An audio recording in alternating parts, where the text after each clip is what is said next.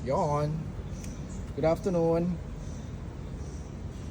So 2022 na LTD 4x2 guys ha. So mag-install tayo ng carbon steering wheel.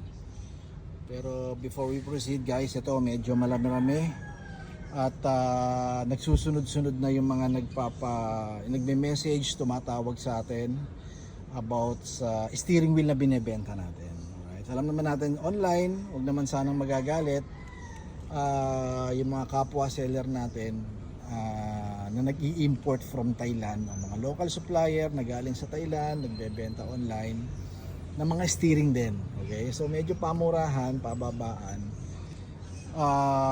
Tinatanong, madalas natin natatanggap to sa comment section, sa inbox, and dun sa tawag. Ano daw ba pagkakaiba ng original dun sa made in China? Okay, so sa carbon, wala akong makitang halos kaibahan kasi yung mga binebenta rin naman na made in China, carbon din naman, real carbon din naman. Yan, mga skinning kung tawagin. Okay, so legit naman. Pero tong sa atin kasi, ginawa sa Thailand. Alright, so isang crucial dito, lalo na pag bibili na kayo, tignan nyo yung frame guys. Okay, ito yung ito for comparison lang naman, sabi ko nga nakaka-receive tayo ng mga complaint, question, inquiries about dun sa binibenta natin compare sa binibenta online na made in China. Okay, so ito made in Thailand, alright, from Toyota Thailand to. By the way, ito yung steering wheel ni sir, for reference lang, ito yung stock niya. Ito yung binibenta natin na carbon, tingnan nyo halos pareho naman. Bakit may mga sulat, may mga check yan, ito yung steering wheel niya. Dumaan kasi ng quality control yan, okay? May quality control inspection na tinatawag si Toyota. Okay, so kung mapapansin mo, for comparison lang, para sa mga gagawa at sa mga mag-i-install, kung bubili man kayo online, ito pwede nyong gawin para ma-check nyo kung legit yung binili nyong frame. Okay, may serial yan sir ha, yan o. Ito yung serial niya, ito yung sa stock niya. Ito ha. Yung serial ha. Yan, serial yan. Meron yung mga serial dito.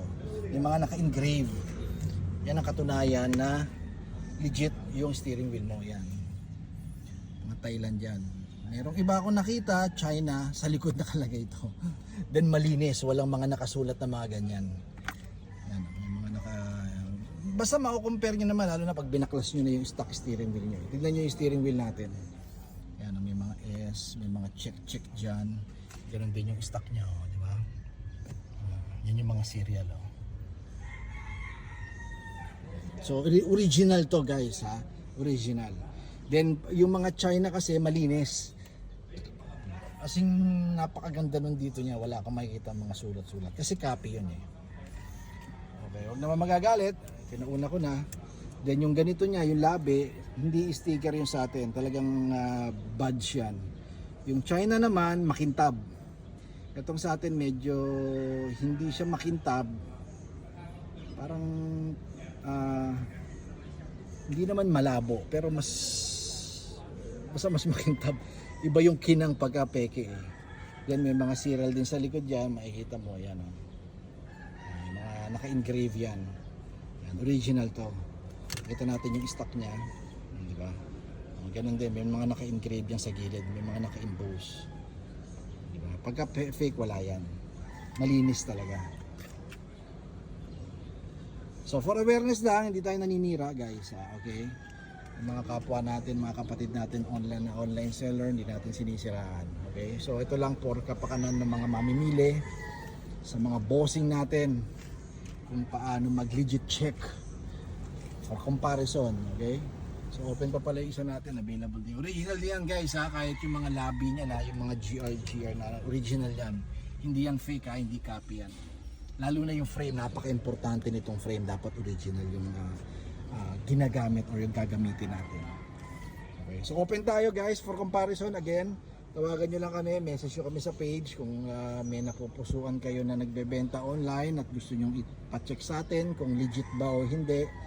Welcome tayo. Hindi kailangan bumili kayo sa akin, hindi kailangan ng purchase kayo, walang ganon. Okay, kung gusto niyo lang comparison sir, matutulungan ko kayo at hindi naman tayo suplado sa ganon. Marami na tayo natulungan sa ganon.